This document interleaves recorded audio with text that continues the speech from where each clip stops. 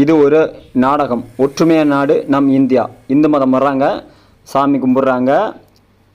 சாமி கும்பிட்டுக்கிட்டு அங்கேருந்து கிளம்புறாங்க. கிளம்பும்போது ஒரு கல் தடுக்கி கீழே இது பண்ணுறாங்க. தூக்கி அங்கிட்டு போட்டலான்னு பார்க்குறாங்க. ஆனால் தூக்க முடியல. அப்படியே நோண்டி போயிடுறாங்க.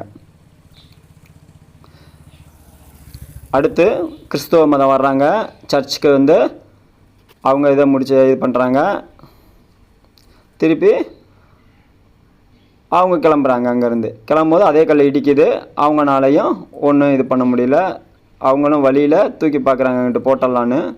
ஆனால் போட முடியல. அவங்களும் கிளம்பிட்டாங்க. இப்போ முஸ்லீம் மதம் வர்றாங்க, தொழுவுறாங்க, எல்லாம் முடிச்சுட்டு இப்போ அங்கேருந்து கிளம்புறாங்க. அதே கல் தடுக்குது. ஆனால் அவங்களும் தூக்கி பார்க்குறாங்க, தூக்கி பார்க்க முடியல. அவங்களும் கிளம்பிடுறாங்க.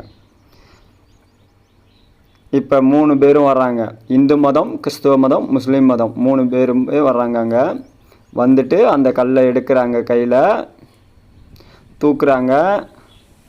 தூக்கி கொண்டு போய் அங்கிட்டு போடுறாங்க. ஏன்னா இடையூறாக இருந்த கல் அது. ஒவ்வொரு இதாக இப்போ 3 மதமும் சேர்ந்து ஒரு விஷயத்த நமக்கு சொல்கிறாங்க. இதுதான் என் இந்தியா அப்படின்னு சொல்றாங்க. கொடி சொல்லுக ஜெயஹிந்த். தாயகம் காத்திட தன்னலம் போக்கிட சொல்லுக ஜெயஹிந்த். என் இந்திய தேசம் இது, ரத்தம் சிந்திய தேசம் இது. என் இந்திய தேசம் இது, ரத்தம் சிந்திய தேசம் இது. காந்தி மகான் வந்த கண்ணிய பூமி இது. ஜெயஹிந்த், ஜெயஹிந்த், ஜெயஹிந்த், ஜெயஹிந்த். சட்டம் நம் சட்டம் புது வேகம் கொள்ளாதோ. வேகம் இருந்தால்தான் வெற்றிகள் உண்டாகும். நம் மண்ணில் புது சக்தி பிறக்காதோ. சக்தி இருந்தால்தான் சரித்திரம் உண்டாகும். சட்டம் கையில் கொண்டு நீ தீமை திருத்திவிடு. சரியா இல்லை என்றால் அதன் வேரை அறுத்துவிடு.